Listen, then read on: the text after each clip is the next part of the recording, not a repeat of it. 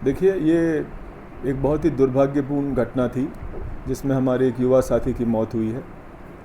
इससे आक्रोशित होकर हमारे रेजिडेंट डॉक्टर्स जो हैं वो स्ट्राइक पे चले गए थे।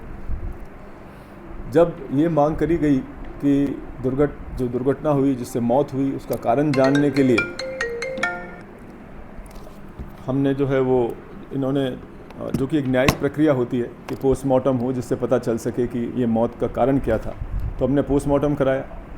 उस पहले वाले पोस्टमार्टम पे जो कि हमारे यहाँ के सीनियर 4 लोगों के बोर्ड ने किया, उस पर भी कुछ क्वेश्चंस हुए, तो दोबारा पोस्टमार्टम करने के लिए हमारे जिलाधीश महोदय ने जो है वो आदेश दिया। तो वो दोबारा जयपुर की टीम से पोस्टमार्टम हुआ। पोस्टमार्टम की दोनों रिपोर्ट्स का कंक्लूजन बिल्कुल सिमिलर है।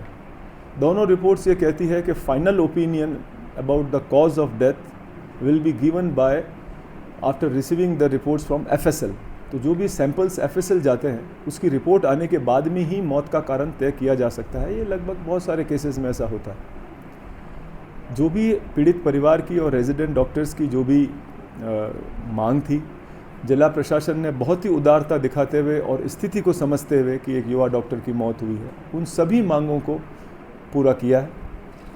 और जब सब मांग पूरी हो चुकी है अभी, तो अब इस हड़ताल का कोई औचित्य नहीं रह जाता, क्योंकि अब सारा जो मामला है वो प्रशासनिक और न्यायिक प्रक्रिया में है।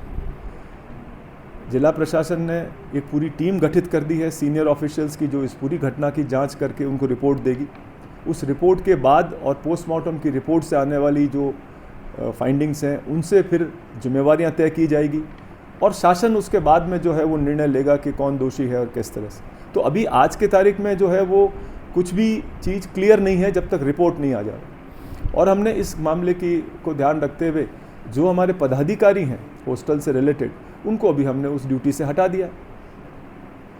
अब अगर फिर भी रेजिडेंट डॉक्टर्स ये ध्यान नहीं रख रहे हैं कि कितनी मरीजों को, आज 6ठा दिन हो गया है और आप देख रहे हैं कि मरीजों को, हमारे रोगियों को बहुत तकलीफ़ पहुंच रही है, तो मैं उनसे आपके माध्यम से ये अनुरोध करूंगा कि वो शीघ्र काम पे लौटें, क्योंकि अब न तो RNT प्रशासन के हाथ में कुछ चीज़ रही है, न रेजिडेंट डॉक्टर्स के हाथ में कोई चीज़ है। वो तो अब शासन में चली गई और हमें हमारे सुशासन पे विश्वास होना चाहिए कि जो भी उसकी फाइंडिंग आएगी उसके हिसाब से कार्रवाई होगी, वो हमें पूर्ण रूप से स्वीकार होगी।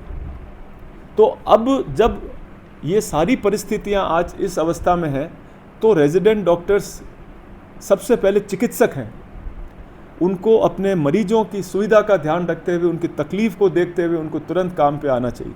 और ये भी हमारे शासन का भी यही अनुरोध है उनसे, हमारे सेक्रेटरी साहब का, हमारे कमिश्नर साहब, उन्होंने भी यही अनुरोध किया है कि जल्दी से जल्दी ये काम पे वापस आ जाएं।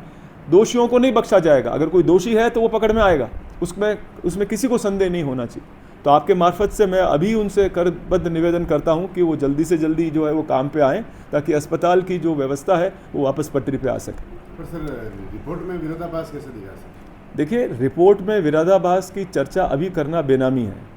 दोनों रिपोर्टों में कोई भी आप अगर इसको साधारण भाषा में समझें तो एक ही तरह का केस अगर 3 डॉक्टर अलग अलग देखते हैं तो उनके ओपिनियन में डिफरेंट आ सकता है। तभी तो FSL में रिपोर्ट भेजते हैं, तभी तो हिस्टोपैथोलॉजी करते हैं, जिससे कि वो चीज़ सारी क्लियर हो जाए।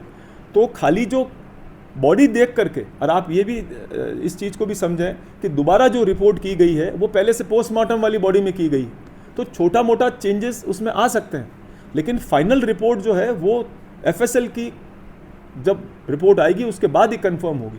तो विरोधाभास होना कोई पहली घटना नहीं है। इस तरह के विरोधाभास 2 बोर्ड के बीच में हो सकते हैं। किसी एक मरीज के इलाज में भी 2 डॉक्टर के अलग अलग ओपिनियन हो सकते हैं। तो ये तो सिर्फ ओपिनियन ही है ना, फाइनल रिपोर्ट थोड़ी। तो फाइनल रिपोर्ट आते ही जो है वो सब चीज़ें सिद्ध हो जाएंगी।